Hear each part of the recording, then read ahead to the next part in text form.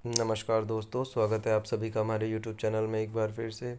I hope कि दोस्तों आपको जो मेरी जितनी भी पिछली वीडियो हैं अगर आपने देखी हैं तो वे वीडियो आपको हेल्पफुल लग रही होंगी और आपको जो है थोड़ा समझ आ रही होंगी। अगर आपको समझ आ रहा है मेरा पढ़ाया हुआ तो आप जो है वीडियो को लाइक कर सकते हैं और हमारे चैनल को सब्सक्राइब कर सकते हैं। इससे जो है मुझे मोटिवेशन मिलेगा। देखिए दोस्तों, मुझे एक एक वीडियो बनाने के लिए पहले तो रीडिंग निकालना पड़ता है या बुक ढूंढनी पड़ती है। उसके बाद जो है उसको पढ़ना पड़ता है। उसके बाद मैं ये पीपीटी तैयार करता हूँ, तब आपके सामने जो है प्रेजेंटेशन ला पाता हूँ। तो देखिए कम से कम मुझे 1 से 2 दिन लग जाता है एक वीडियो को तैयार करने में। ठीक है दोस्तों, क्योंकि जो है मैं सजेस्टेड रीडिंग के अलावा जो है कहीं जल्दी से नहीं रिलाय करता हूँ कि आपको जो है कहीं से भी मटेरियल ला के पढ़ा दूँ। उसके लिए तो फिर आप जो है यूनिवर्सिटी के बाहर जो है 10 ईयर वगैरह मिलते हैं, आप उनसे भी पढ़ लेंगे और उनसे भी एग्ज़ाम देकर पास हो जाएंगे। मेरी हमेशा यही कोशिश रहती है आप लोगों के लिए कि मैं जो है एक गुड क्वालिटी का जो कंटेंट है वो प्रोवाइड करने की कोशिश करूं। तो आप मेरे लिए इतना कर सकते हैं कि अगर आपको वीडियो पसंद आती है या हेल्पफुल लगती है तो आप जो है लाइक कर सकते हैं वीडियो को, क्योंकि मेरे वीडियोस पर जो है व्यूज़ के और लाइक के रेशो जो है काफ़ी डिफरेंस है उसके अंदर, है ना। तो चलिए आज हम बात करते हैं property rights of Hindu women, है ना। अब इसको हम देखेंगे 3 पार्ट्स में: एंशियंट इंडिया, मेडिवल इंडिया और मॉडर्न इंडिया। ठीक है दोस्तों। और इससे पिछली वीडियो में हमने बात की थी ब्राह्मणवादी पितृसत्तात्मक व्यवस्था के बारे में, कि उसमें महिलाओं की स्थिति क्या है। ठीक है। सेक्स और जेंडर, जो इनका जो कंसेप्ट है सेक्स और जेंडर का, उसको हमने समझ लिया था कमला बसीन के अकॉर्डिंग, है ना। तो अगर आपने भी वीडियो नहीं देखे तो आप जाकर वे वीडियो भी देख सकते हैं। शायद मैंने प्लेलिस्ट इसके लिए क्रिएट की हुई है, नहीं तो आप जो है वीडियो की जो प्लेलिस्ट है उस वीडियो लिस्ट है जो उसके अंदर जाके चेक कर सकते हैं। मैं जो है यूनिट वाइज ही जो है सारी वीडियोस अपलोड करने का प्रयास कर रहा हूँ। ठीक है दोस्तों। तो इसी श्रृंखला में चलिए आज बात करते हैं प्रॉपर्टी राइट्स के बारे में। हालांकि देखिए इस पे जो है मैं पहले भी अपनी पिछली वीडियोस में कवर कर चुका हूँ थोड़ा थोड़ा, लेकिन आज हम जो है इसको प्रॉपरली देखने का प्रयास करते हैं। अब इसके लिए जो बुक थी हमारे पास शालिनी शाह की, वो मुझे नहीं मिली ढूंढने के बाद भी, तो मुझे जो चीज़ सूटेबल लगी मैंने जो है उसके अकॉर्डिंग अपना जो है ये पीपीटी तैयार किया है। आई होप कि ये आपके जो है हेल्पफुल होगा आपके लिए। तो चलिए देखिए दोस्तों, हमारा प्राचीन हिंदू समाज कैसा था, है ना, या यूँ कहें कि प्राचीन भारतीय समाज हमारा कैसा था। तो ये इसकी प्रकृति जो थी पितृसत्तात्मक थी, है ना।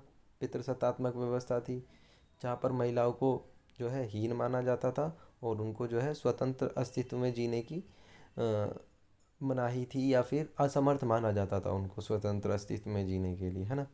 उनको जो है पिता बेटे भाई, है ना, किसी ना किसी पुरुष के बंधन में बांधकर उसको जो है अधीन रखा जाता था उसके। ठीक है। तो प्राचीन धर्म ग्रंथों में जो है जो अविवाहित महिलाएं हैं और जो विवाहित महिलाएं हैं उनको कोई संपत्ति का अधिकार नहीं था। ठीक है। ये बात नोट डाउन करने वाली है। इसके अंदर जो लिखा हुआ है कि धर्म ग्रंथों में अविवाहित महिलाओं को संपत्ति का कोई उल्लेख या अधिकार नहीं दिया गया था। ठीक है। तो ऐसा नहीं है, जो विवाहित महिलाएं थी उनको भी अधिकार नहीं दिया गया था। अगर दिया जाता था तो वो उस केस में दिया जाता था कि जब उन्हें एक तरीके से वो एक संरक्षक यानी कि एक सिक्योरिटी गार्ड की तरीके से उसको देखा जाता था महिला को। अगर मान लीजिए कि किसी महिला का पति पति जो है ख़त्म हो गया, है ना, तो अगर उसको उस प्रॉपर्टी को जो है महिला जो है ओन करती भी थी, तो वो इसलिए ओन करती थी कि ताकि जो उसका बेटा है या जो आने वाली पीढ़ी के जो जो भी पुरुष पैदा होगा तो उसमें ट्रांसफ़र हो जाएगी वो। उसमें महिला स्वायत्त नहीं थी कि जो है वो उस प्रॉपर्टी को बेच सकती थी या खरीद सकती थी, है ना, या उसमें कुछ भी अपनी मन मर्जी से कर सकती थी। तो इसलिए जो है ना अविवाहित महिलाओं को कोई अधिकार था ना अविवाहित महिलाओं को था धर्म ग्रंथों के अंदर, है ना। अगर किसी महिला को संपत्ति का, देखिए यहाँ पे लिखा हुआ है, मैंने महिलाओं को संपत्ति के अधिकार सीमित थे, विवाह संस्था से जुड़े थे, खासकर स्त्री धन के मामले में। अब देखिए जो ये स्त्री धन का कंसेप्ट है, अभी हमने ये समझा कि अधिकार नहीं था महिलाओं को। ठीक है। संपत्ति में कोई अधिकार नहीं था महिलाओं का, लेकिन महिलाओं के लिए जो एक कंसेप्ट था वो था स्त्री धन का। अब ये जो स्त्री धन का कंसेप्ट है, ये मनुस्मृति से लेकर याज्ञवल्क्य के जितने thought of school of thought हैं, तो उनके अंदर जो है काफ़ी अलग अलग इसकी जो है एक्सप्लेनेशन है कि स्त्री धन क्या है। ठीक है। अब हमारा भारत जो है विविधताओं से भरा हुआ है, तो अलग अलग रीजन के अंदर रीजन टू रीजन भी डिफ़र करता था कि स्त्री धन का जो है इसके क्या एक्सप्लेनेशन है इसकी, है ना। कहीं पर हमें ये काफ़ी लिबरल देखने को मिलता था कि उसके अंदर महिलाओं को काफ़ी मतलब काफ़ी सारी चीज़ों को ऐड किया हुआ था स्त्री धन के अंदर, और कुछ जगहों पर स्त्री धन को जो है बिल्कुल जो है श्रिंक किया हुआ था, है ना। तो ये चीज़ थी। तो देखिए, हिंदू कानून और सिद्धांत समय के साथ विकसित हुए क्योंकि प्राचीन ऋषियों ने धार्मिक और कानूनी ग्रंथों में योगदान दिया। ठीक है। तो इसमें जो सबसे महत्वपूर्ण जो दो विचारधाराएं थी, या कह सके कहें कि दो स्कूल थे, वो थे भारतीय उपमहाद्वीप में मिताक्षरा और दयाभागा। ठीक है। जो कि ये बताते हैं कि प्रॉपर्टी को कैसे ओन किया जाएगा, या फिर प्रॉपर्टी कैसे ट्रांसफ़र की जाएगी आने वाली पीढ़ी के अंदर, है ना। तो और ये जो थे, ये स्कूल याज्ञवल्क्य स्मृति के अलग अलग व्याख्याओं पर आधारित थे, जो हिंदू कानूनों का एक प्रमुख पार्ट है।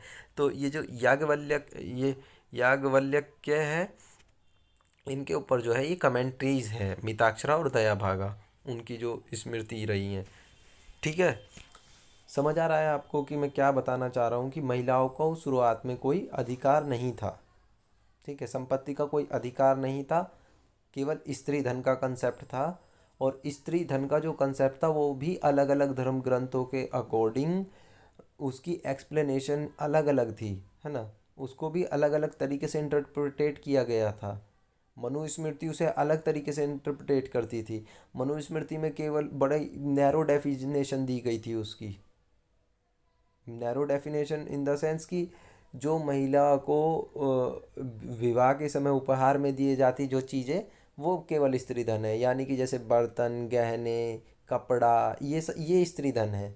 लेकिन जब हम देखते हैं मिताक्षरा में, तो मिताक्षरा के टाइम पर जो है उसको काफ़ी एक्सपेंड किया हुआ था कि महिलाओं का स्त्री धन। और कुल मिलाकर ये जो है संपत्ति का अधिकार और जो है स्त्री धन का जो अवधारणा है, ये बिल्कुल अलग अलग है। इसको हम अलग मैच नहीं कर सकते, क्योंकि स्त्री धन में तो वो चीज़ें आती थी जो उपहार में दी जाती थी। ठीक है। और जो संपत्ति का अधिकार था उसमें भूमि आती थी। भूमि के अधिकार आपको पूरे एंशिएंट इंडिया में कहीं भी महिलाओं के लिए नहीं मिलेगा कि महिला जो है किसी लैंड को ओन कर सकती है। अगर कहीं मिलेगा तो वो भी कुछ अपवाद स्वरूप केस होंगे, जहाँ पर जो है पति की मृत्यु हो जाएगी, या घर में जो है पुरुष, जो मुखिया पुरुष है, उसकी मृत्यु हो जाएगी, और उसके बाद जो है महिला को उस का जो है संरक्षण करना पड़ेगा जो है उस भूमि का।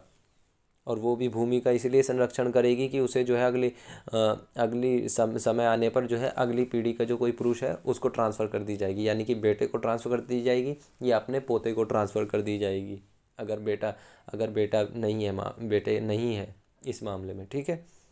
तो ये था। तो ये जो दो स्कूल थे, ये मिताक्षरा और दयाभागा, ये दोनों स्कूल जो है इन चीज़ों के बारे में बताते थे कि प्रॉपर्टी कैसे ट्रांसफ़र होगी, कैसे ट्रांसफ़र नहीं होगी, है ना, महिलाओं को होगी या नहीं होगी। तो देखिए, जो मिताक्षरा था, चलिए आगे पढ़ते हैं। मिताक्षरा स्कूल का पूर्वी क्षेत्रों को छोड़कर अधिकांश भारत में व्यापक रूप से पालन किया जाता था। यानी कि पूर्वी क्षेत्रों में जो ये आते थे, हमारे बंगाल और आसाम। ठीक है। इन क्षेत्रों में जो है मिताक्षरा स्कूल को फॉलो नहीं किया जाता था। जहाँ फॉलो किया जाता था यहाँ पर केवल दयाभागा को। ठीक है। तो मिताक्षरा स्कूल ने महिलाओं को संपत्ति के अधिकारों पर प्रतिबंध लगाया। ठीक है।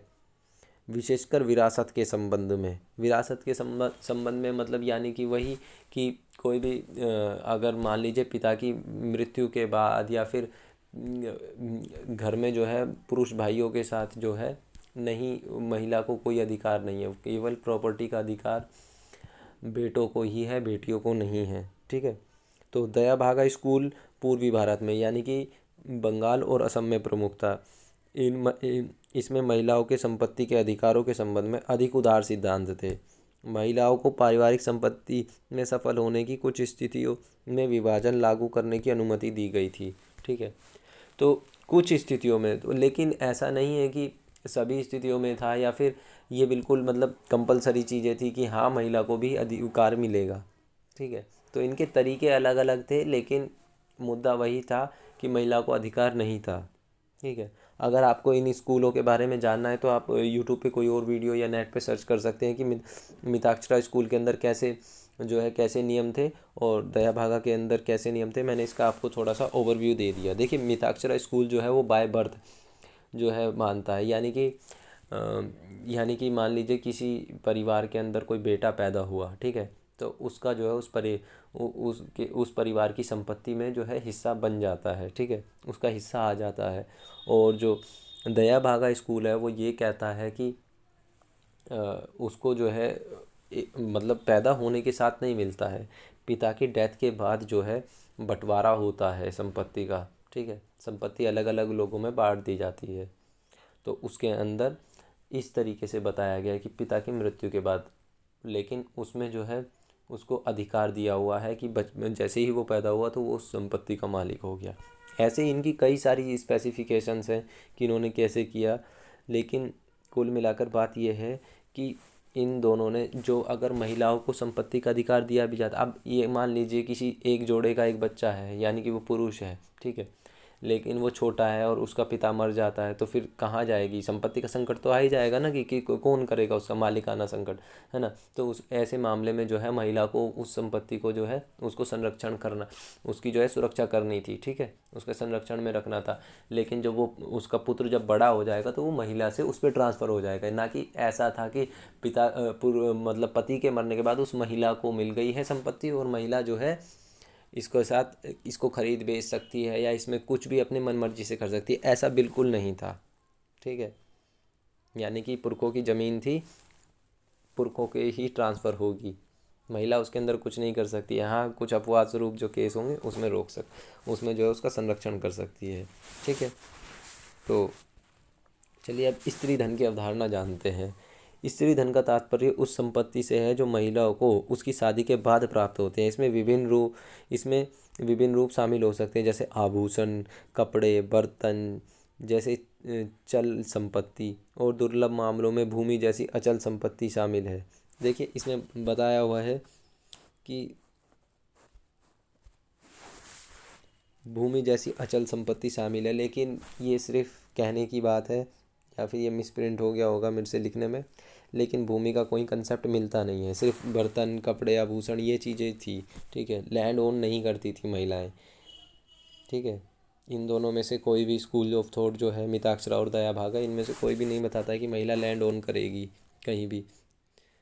ठीक है दोस्तों, हालांकि मैं आप इसे नहीं लिखें। ठीक है, भूमि जैसी अचल संपत्ति स्त्री धन में शामिल थी। अगर मान लीजिए ये भी कंसेप्ट मेडिवल टाइम में आया था कि अचल संपत्ति जो है महिलाओं को दी जाएगी, है ना, तो वो वर को दी जाती थी, यानी कि दूल्हे को दी जाती थी, वो भी उपहार के रूप में। मान लीजिए किसी पिता ने अपनी बेटी का जो है शादी की, है ना, तो अगर वो उसको कुछ ज़मीन दे भी रहा है ना, तो वो वर को दी जाती थी, वो भी उपहार के रूप में, जिसे हम दहेज कहते हैं, जहाँ से दहेज प्रथा चली 17वीं शताब्दी में। ठीक है, वो मेडिवल टाइम की बात है ना। तो आप इसको नहीं भी लिखेंगे तो भी कोई दिक्कत नहीं है।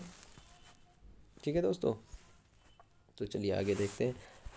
हालांकि महिलाओं के पास स्त्री धन होने के बावजूद उन्हें संपत्तियों का पूर्ण मालिक नहीं माना जाता था, है ना। मनुस्मृति एक मूलभूत हिंदू पाठ में कहा गया है कि पत्नी अपनी संपत्ति के साथ पति की होती है। ठीक है, यानी कि पत्नी की संपत्ति भी और पत्नी जो है पति के जो है सबॉर्डिनेशन में रहेगी। ठीक है, मिताक्षरा स्कूल की अवधारणा का मिताक्षरा स्कूल ने स्त्री धन की अवधारणा का विस्तार करते हुए इसमें 9 विभिन्न प्रकार के संपत्तियों को शामिल किया था, जिन्हें स्त्री धन के रूप में वर्गीकृत किया जा सकता है। इन श्रेणियों की व्याख्या को लेकर बहस और भ्रम है। हाँ देखिए, सटीकता तो कहीं नहीं होती है। देखिए, इतने एंशियंट चीज़ें हैं ये। तो इसके अंदर देखिए जो 9 जो राइट्स उनमें बताए गए हैं वो आपके सामने यहाँ पे लिखे हुए हैं, ये आप नोट डाउन कर सकते हैं। ठीक है, कि स्त्री धन के अंदर जो है मिताक्षरा स्कूल के अकॉर्डिंग जो है मिताक्षरा स्कूल ने जब उनको एक्सपेंड किया तो किन किन चीज़ों को जो है स्त्री धन में माना जा सकता है। ठीक है, बाकी 3 ये लिखे हुए हैं। भरण पोषण के बदले में के बदले प्राप्त संपत्ति, विरासत में प्राप्त, बंटवारे से प्राप्त हिस्सा, है ना। तो हिंदू महिलाओं को संपत्ति के पूर्ण मालिक के रूप में मान्यता नहीं दी गई थी, है ना। संपत्ति का पूर्ण मालिक नहीं माना गया था, खासकर जब भूमि संपत्ति की बात आती थी। इस सामाजिक मान्यता ने गंभीर निहितार्थ वाले प्रथाओं को जन्म दिया। संपत्ति के प्रबंधन में पुरुष उत्तराधिकारियों की निरंतरता सुनिश्चित करने के लिए द्विविवाह, एक से अधिक मतलब बहुविवाह जो होते हैं, पति पत्नी से विवाह, पुत्र पैदा करने के लिए अन्य पुरुषों के साथ जबरन संबंध, ठीक है, कन्या का भ्रूण हत्या करना, पत्नी के परित्याग जैसी प्रथाओं को स्वीकार्य माना गया। किसके लिए? संपत्ति के प्रबंधन में पुरुष के उत्तराधिकार की निरंतरता को सुनिश्चित करने के लिए, ठीक है। इनको माना गया है, कम से कम जो है इन चीज़ों इसके लिए संपत्ति की सुरक्षा के लिए जो है इनको सहन किया गया, पारिवारिक संपत्ति की रक्षा के नाम पर सहन किया गया, ठीक है दोस्तों। तो ये चीज़ थी हमारे एंशियंट टाइम में। आई होप कि आपको समझ आ रहा होगा। देखिए, मध्यकाल में मुस्लिमों के आक्रमण और शासन के कारण हिंदू महिलाओं के संपत्ति अधिकारों में काफ़ी प्रभावित हुए, ठीक है। अब हम यहाँ पर देखेंगे कि स्त्री धन का जो कंसेप्ट है वो भी चेंज हो जाएगा, है ना। स्त्री धन के कंसेप्ट में भी चेंज आएगा, क्योंकि देखिए जो यहाँ पर मुस्लिम शासक आए, है ना, जिन्होंने इस्लाम को पालन कर रहे थे, वो शरीयत को फॉलो करते थे, है ना। शरीयत पर आधारित जो नियम थे उन्हें फॉलो करते थे। और हालांकि उन शासकों ने जो है हिंदू समुदाय के व्यक्तियों के कानूनों में हस्तक्षेप नहीं किया, ठीक है। जो हिंदुओं के कानून थे उनके अंदर कोई भी हस्तक्षेप नहीं किया, विशेषकर विवाह और उत्तराधिकार के मामलों में, ठीक है। वो शरीयत फॉलो करते थे, है ना। और जो हिंदू प्रजा थी, वो हिंदू लोग थे, वो अपना ही जो है फॉलो करते थे धर्मों को, ठीक है, अपने नियम कायदों के अनुसार काम करते थे। तो देखिए यहाँ पर स्त्री धन में क्या परिवर्तन आया। देखिए, स्त्री धन का जो कंसेप्ट था वो अपना मूल रूप खोता चला गया था। विशेष रूप से यह दहेज की संस्था के माध्यम से सामाजिक स्थिति के प्रतीक के रूप में विकसित हुआ, है ना। तो देखिए यहाँ पर है कि स्त्री धन, जिसे मूल रूप से महिलाओं की संपत्ति के रूप में समझा जाता था, अब वो विशेष रूप से दहेज की संस्था के माध्यम से सामाजिक स्थिति के प्रतीक के रूप में विकसित हुआ। स्त्री धन ने धीरे धीरे महिलाओं के स्वामित्व वाली निजी संपत्ति का मूल अर्थ खो दिया, यानी कि अब वो उसकी संपत्ति नहीं रही। दहेज, कपड़ा, जो बर्तन वगैरह, ये सारी चीज़ें भी थी जो वो विवाह के साथ लाती थी, वो भी अब उसकी नहीं रही। उन्होंने भी मूल अर्थ अपना खो दिया। वैवाहिक उपहारों का एक अभिन्न अंग बन गया, यानी कि वैवाहिक उपहार। अब उपहार किसे दिया जाएगा? यानी कि जो वर होता था, यानी कि दूल्हा होता था विवाह में, उसको उपहार में दिया जाता था कुछ भी चीज़। यानी कि अब महिला के साथ जो है जितना भी स्त्री धन जाएगा वो जो है दूल्हे को उपहार में दिया जा रहा है, यानी कि वर को दिया जा रहा है, वो भी उपहार में। अक्सर नवविवाहित जोड़ों को दहेज के रूप में दिया जाता था, ठीक है। तो ये था इसके अंदर। मध्यकाल में जमीन जायदाद हासिल करने वाली महिलाओं को मालिक माना जाता था, हालांकि उनका स्वामित्व सीमाओं के अधीन था। वे आमतौर पर मुख्य संपत्ति, जिसे कार्पस के नाम से जाना जाता था, को स्वतंत्र रूप से बेच या हस्तांतरित नहीं कर सकती थी, है ना। तो ये एक मिनट। तो ये चीज़ मैंने आपको बताया कि वो जो है स्वतंत्र रूप से किसी भी संपत्ति को हस्तांतरित या बेच नहीं सकती थी, ठीक है। वो अगर कर सकती थी तो वो सिर्फ उसकी प्रोटेक्शन कर सकती थी, जब तक कि जो है दूसरा कोई पुरुष जो है उसी परिवार का उसको होल्ड करने लायक नहीं हो जाता, या उसको जो है ओन करने लायक नहीं हो जाता। उनकी मृत्यु के बाद संपत्ति अंतिम पूर्ण मालिक के उत्तराधिकारी के पास चली जाएगी, ठीक है। संपत्ति हस्तांतरण के लिए युवा विधवाओं का उपयोग। देखिए, ये मेडिवल टाइम का एक काम है कि वहाँ पर एक ये नया कंसेप्ट निकल के आया है कि युवा विधवाओं, यानी कि जब एक पत्नी का पति मर जाता था तो अब संपत्ति जो है, जो उस पति के हिस्से में आ रही है, वो उससे कैसे ली जाए।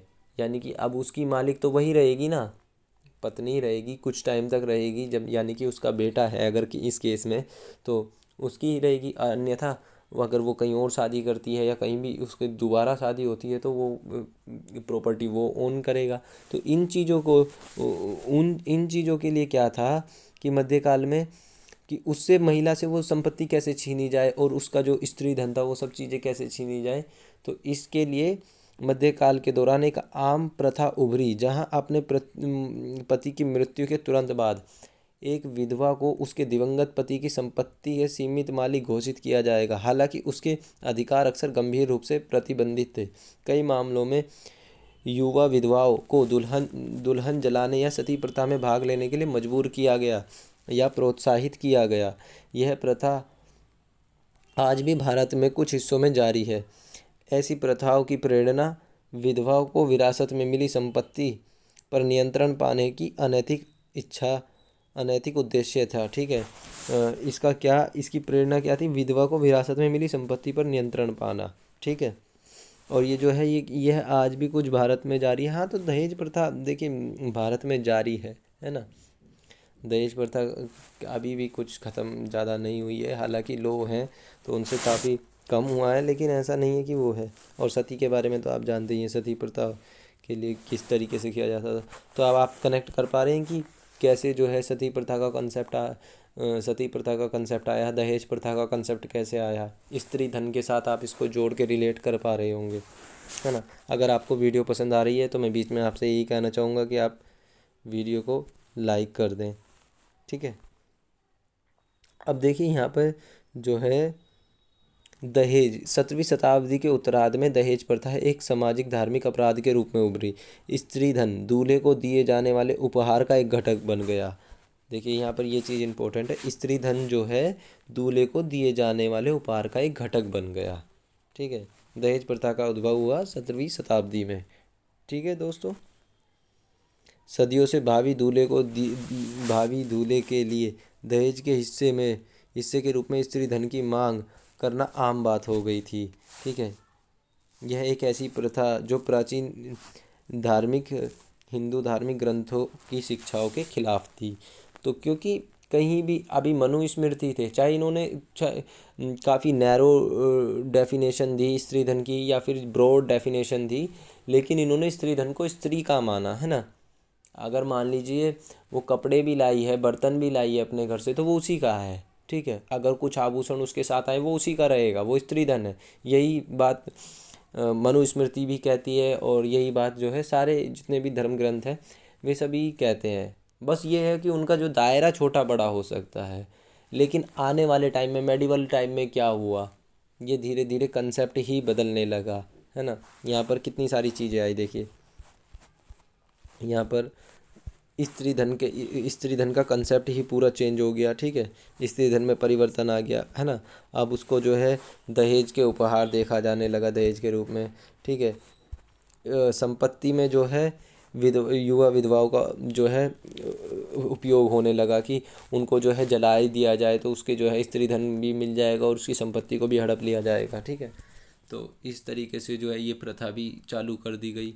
ठीक है, दहेज प्रथा का उद्भव हो गया। ठीक है, दहेज इस तरीके से इस प्रैक्टिस की वजह से दहेज प्रथा उभर के सामने आ गई। तो ये सारी चीज़ें जो है मेडिवल टाइम की बात है ये सारी चीज़ों के लिए। ठीक है ना। तो अब हम बात करते हैं मॉडर्न इंडिया के बारे में। तो देखिए मॉडर्न इंडिया के बारे में मैं अभी नेक्स्ट पार्ट में वीडियो बनाऊंगा, क्योंकि वीडियो जो है काफ़ी लंबा हो जाएगा और जो इम्पोर्टेंट था वो यही था। मॉडर्न इंडिया के बारे में हमारे पास कम ही आएगा, है ना। चलिए कोशिश करता हूँ कि मैं नेक्स्ट वीडियो में जो है इसको अपलोड करूँ।